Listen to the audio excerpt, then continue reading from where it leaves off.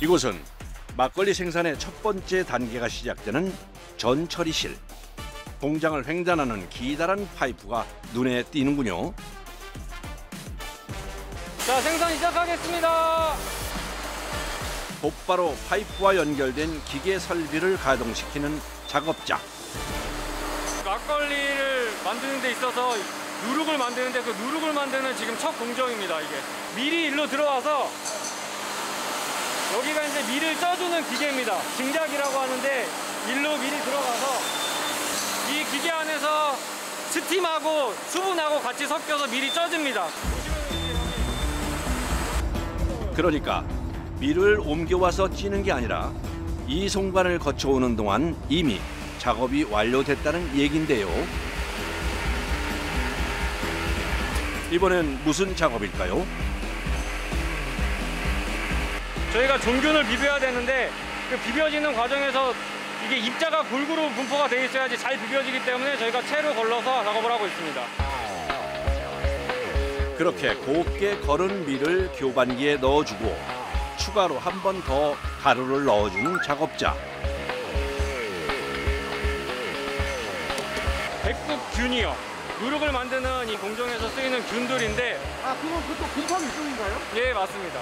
다른 여러 균들이 있지만 저희가 이 백국균 단일 종균이라고 하는 거를 사용하고 있는데 온도나 계절의 영향을 많이 받는데 거기에 따라서 막걸리 맛이나 향과 이런 품질이 너무 달라지기 때문에 거기에 가장 특화된 종균이 이 백국균이기 때문에 그 균을 사용하고 있습니다. 아, 그럼 밀가루 찌고에다 섞어주는 거예요? 예, 맞습니다. 워낙 환경에 예민한 종균이라 쉽게 눈을 뗄 수가 없는데요.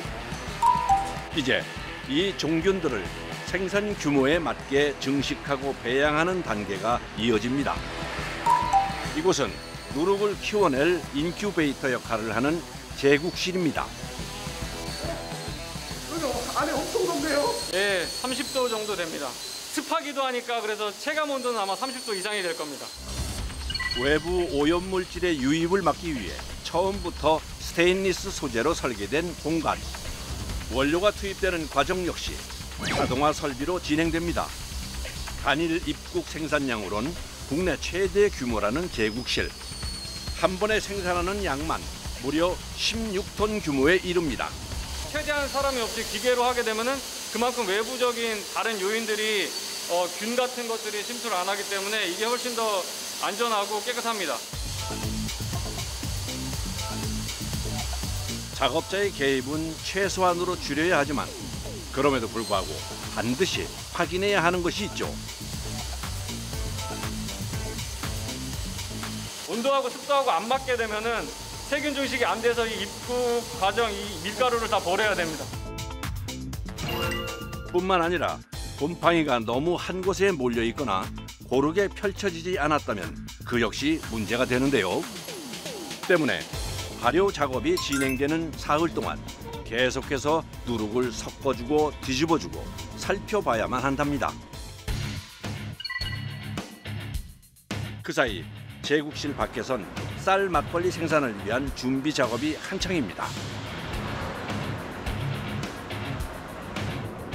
저 사이로에서 넘어온 쌀을 불리면서 세척하는 과정이거든요. 불려야 이제 쌀이 잘 쪄지니까 저희가 아무래도 발효하고 찐 쌀을 이용하잖아요. 그러다 보니까 미리 불려놔야 쌀이 꼬들꼬들하고 잘 푹 익어서 맛있는 술이 완성됩니다.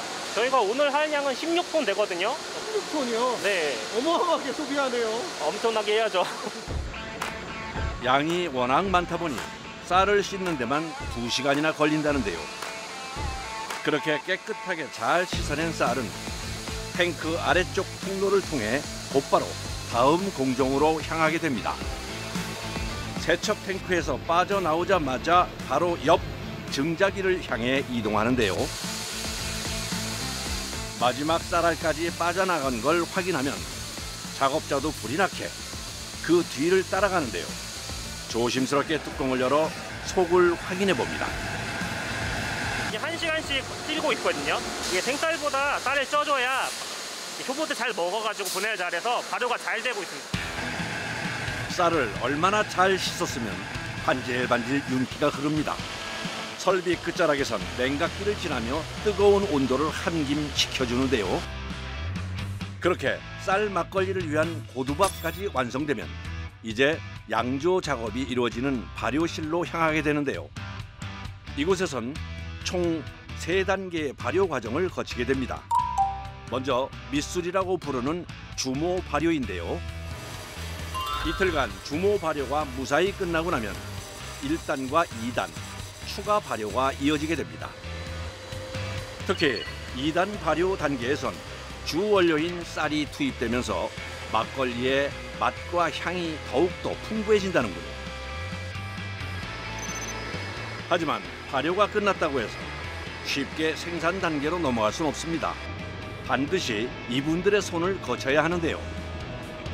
일단 먼저 샘플을 뜨고 아침에 확인 한번 해보자. 너희들 분석이 끝나면 이제 생산이 정상적으로 시작이 됩니다. 아, 이게 품질팀에서 오케이가 나야지 생산 시작하는 거예요? 네, 맞습니다. 저희 쪽에서 분석을 해서 오늘 하루 생산이 괜찮다라고 판정을 내려줘야 생산이 진행되는 구조라서. 매일 아침 어김없이 돌아오는 품질 보증팀의 냉철한 평가. 이 제품은 3일 정도 된 제품이고요. 저희들이 문을 열었을 때 움직이는 게 보이시잖아요. 뽀글뽀글하는 거. 예. 제품이 잘 올라와줘야 저희가 발효가 잘 돼 있다고 판단을 합니다. 일단 육안으로 보기엔 문제없이 잘 발효가 된 것 같은데요. 여기서 끝낼 품질팀이 아니죠. 준비해온 통에 탱크별로 빠짐없이 시료를 채취한 뒤 곧장 사무실로 복귀하는데요. 각종 검사 장비들로 가득한 품질 보증팀의 사무실. 급사 실험실을 방불케 하는군요. 확인해야 하는 검사 항목들도 한두 개가 아닌데요. 매일 하고 있는 검사지만 당연히 어느 하나 소홀히 할 수는 없습니다. 가장 먼저 시작하는 검사는 알코올 함량을 확인하는 건데요. 결과를 기다리는 찰나의 시간이 어쩜 이렇게 긴장될까요? 지켜보는 저까지 조마조마합니다. 11.5에서 12.5인데 그 사이 수치에 적합하게 나왔습니다. 이번엔 가져온 막걸리를 현미경으로 들여다보는데요. 막걸리가 이제 발효가 끝나서 이제 효모가 한 10억 마리 정도 있어야 되는데 그 정도 있는지 없는지 이제 효모를 보는 이제 현미경 검증을 하는 겁니다. 아, 10억만이요? 네. 효모가 이제 발효가 되면서 알코올이 높아지는 거니까 효모가 많으면 많을수록 알코올이 높아지는 겁니다. 근데 여기서는 뭐 무작정 높으면 안 되는 거니까 그렇죠. 네. 10억 마리가 적당한 거예요? 네.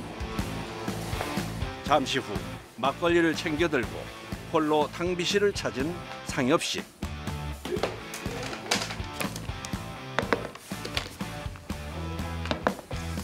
실험하고 남은 액으로 관능을 통해서 적합한지 다시 한번 재차 확인하고 있습니다.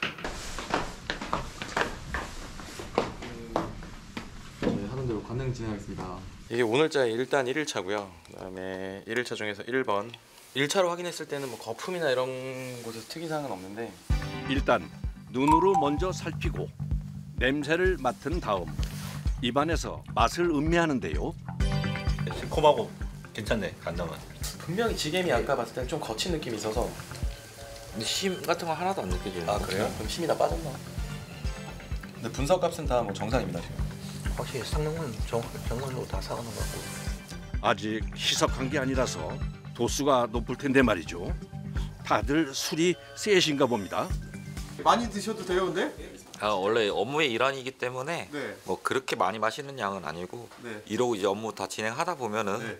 이제 취할 정도까지 마시지는 않습니다. 근데 제일 맛있게 드시는 것 같아요, 술을. 원래 술을 좀 즐겨 마시는 스타일이라서. 아, 막걸리를요? 막걸리를 제일 좋아하지만 다른 술도 제일 좋아합니다. 네. 아, 막걸리를 되게 네. 잠깐 맛드셨어요. 잠시 후 품질팀의 생산 승인이 떨어지자 곧바로 가동되기 시작한 생산 라인. 이곳 공장에선 발효 설비 완전 자동화를 통해 시간당 3만 병을 생산하고 하루 평균 15만 병을 출고한다는군요. 이번엔 수출용 막걸리들이 나란히 줄지어 어딘가로 향하는데요. 다들 알고 계시는 생막걸리 같은 경우에는 안에 미생물이나 효모가 존재를 해서 지속적으로 발효가 일어나게 되고 그래서 유통기한이 30일입니다. 근데 지금 저희가 수출용이나 지금 내수용으로 지금 만들고 있는 일반 막걸리 같은 경우에는 액을 살균을 하고 그리고 병이나 캡을 살균을 하면서 내부의 미생물 증식을 완전히 억제해 놓은 상태입니다. 그래서 1년 동안이 유통기한이 1년이 될 수가 있는 것이고 이 한 병의 막걸리가 오늘 밤 누군가에게 한 모금의 위안이 되었으면 좋겠습니다.